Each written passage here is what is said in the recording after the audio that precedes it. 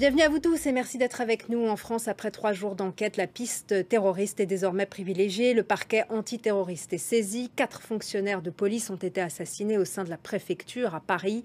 Un ensemble d'éléments ont conduit à la piste de radicalisation. L'audition de l'épouse de l'assaillant a retenu l'attention des enquêteurs. Récit d'Huguette et de Steve Jourdain. Sur cette photo, le corps de l'assaillant. Michael H., 45 ans, est né en Martinique à Fort-de-France et c'est désormais le profil d'un homme radicalisé que les enquêteurs semblent privilégier. Le parquet national antiterroriste a donc été chargé de l'enquête. Le téléphone de l'assaillant aurait commencé à parler. Les policiers y auraient retrouvé un certain nombre de contacts de salafistes. La veille de l'attaque, dans son appartement à Gonesse, il a tenu des propos incohérents selon sa femme placée en garde à vue. Il lui dit qu'Allah lui a parlé, qu'il doit agir. Le matin de la tuerie, il achète l'arme du crime, un couteau avec une lame en céramique. Quand il arrive à la préfecture, il est mutique, prostré. Il envoie un message à son épouse, lui dit qu'il a l'intention de faire quelque chose. Elle lui répond « Dieu te jugera ». Il passe à l'acte en tentant d'égorger ses victimes. Selon un témoin de la scène, il semblait possédé, il avait l'air fou, il était en pilotage automatique. L'une de ses sœurs, qui habite la Martinique, raconte sa conversion à l'islam avant 2011. Il est revenu en 2011 faire 2 mois de vacances et voir ma mère. Il était déjà, comme on dit, converti dans sa religion ou je sais pas, comme ils disent, musulman.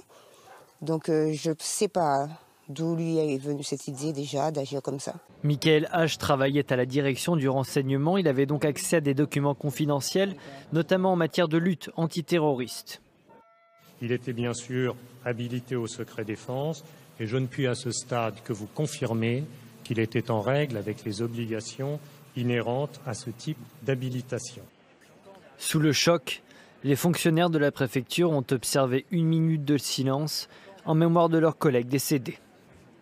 Nous sommes en ligne avec Denis Jacob, secrétaire général du syndicat alternatif police-CFDT. Bonjour. Peut-on parler d'infiltration au sein de la préfecture de police ou s'agit-il d'une radicalisation individuelle ? Écoutez, à ce stade de l'enquête, je pense qu'il est très difficile d'y répondre. On sait juste que c'est un agent qui s'était effectivement converti à l'islam depuis plusieurs années, qui s'était ensuite progressivement radicalisé. Avec des signes peut-être avant-coureurs, en tous les cas dans sa façon de réagir avec ses collègues sur son lieu de travail, en tous les cas des éléments d'information que l'on avait communiqués quelques heures après les faits, mais qui ne permettaient pas d'établir clairement qu'on était sous le coup d'une enquête antiterroriste. C'est le parquet qui va mener cette enquête-là, et puis on saura si effectivement on était sur quelqu'un qui s'est uniquement radicalisé, ou si c'était quelqu'un qui avait pu être piloté, ce que je doute à ce stade. Voilà, je pense qu'aujourd'hui, il est trop tôt pour faire de la spéculation sur éventuellement une infiltration de la police nationale. Vous savez, ce n'est pas secret. Il y a quelques dizaines, quelques policiers radicalisés au sein de notre institution qui font l'objet d'un suivi, tout comme d'ailleurs d'autres administrations qui sont concernées, puisque un message a d'ailleurs été diffusé dans un autre ministère pas plus tard qu'hier après-midi pour rappeler les consignes de détection d'agents qui seraient radicalisés. Vous parlez de signes avant-coureurs. On dit qu'il ne serrait pas la main des femmes. Est-ce que cette information est confirmée par les collègues ou pas ? Certains collègues qui m'ont contacté, effectivement, ont dit qu'il avait un comportement de retrait vis-à-vis de ses collègues féminines, mais également, dans le cadre du quotidien, dans le cadre de moments de convivialité, il n'était pas forcément en rapprochement avec ses autres collègues. Donc, ça reste des détails qui auraient peut-être dû, en tous les cas, nous, c'est des interrogations que l'on nous fait part. Donner l'alerte. Voilà, il y a des collègues qui s'interrogent.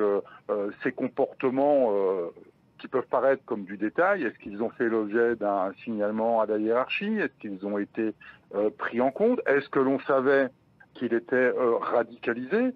Voilà, est-ce que... Alors le préfet de police dit qu'il était en règle avec son habilitation secret défense, donc il n'y a pas lieu de remettre en cause la parole du préfet de police, mais on s'interrogeait effectivement sur le fait, est-ce que l'habilitation avait bien été renouvelée en temps et en heure, et est-ce que les enquêtes qui l'accompagnent avaient bien été menées comme elles doivent l'être, à savoir une enquête sur lui, sur sa famille, son entourage, ses implications éventuelles politiques, religieuses. Voilà, donc le préfet de police dit que tout était en règle, donc il n'y a pas lieu de douter de ce qu'il dit. Et puis se pose aujourd'hui la question du suivi. Est-ce que le suivi des quelques policiers radicalisés au sein de notre institution est efficace et est-ce qu'il ne faut pas envisager des mesures complémentaires pour que ce suivi soit efficient et qu'on évite absolument un nouveau drame comme celui-là? Aujourd'hui, la question, c'est de savoir pourquoi cet agent a pu passer entre les mailles du filet. Comment a-t-il pu faire un tel carnage au sein de la préfecture de police? Je pense que nos 4 collègues qui sont décédés et leurs familles méritent, à l'issue de l'enquête, de savoir toute la vérité sur cet agent qui les a tués. Merci beaucoup, Denis Jacob, d'avoir été avec nous en ligne sur France 24. Merci à vous. Merci, au revoir.